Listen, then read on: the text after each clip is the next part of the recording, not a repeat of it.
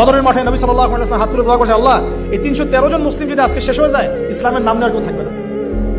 ও দোয়া করতে করতে চাদরটা পর্যন্ত পড়ে গেল।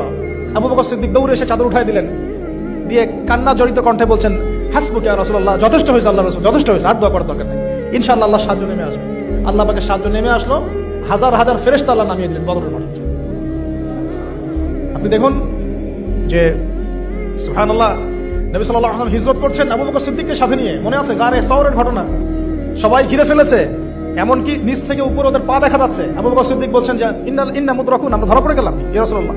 একই কথা কিন্তু নবী সাল্লাল্লাহু আলাইহি ওয়াসাল্লাম সেই একই কথাই বলছিলেন, লা তাহজান, তুমি দুশ্চিন্তা করো না, ইন্নাল্লাহা মা'ানা, আল্লাহ আমাদের সাথে আছেন, ইনশাআল্লাহ আল্লাহ আমাদের সাথে আছেন।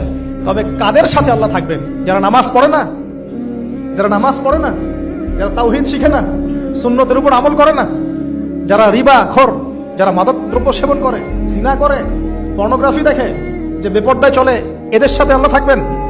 আমরা যদি আমাদের অবস্থান উন্নত করতে না পারি, আমাদের দ্বারা উম্মার বিজয় হবে না, ফুল স্টপ।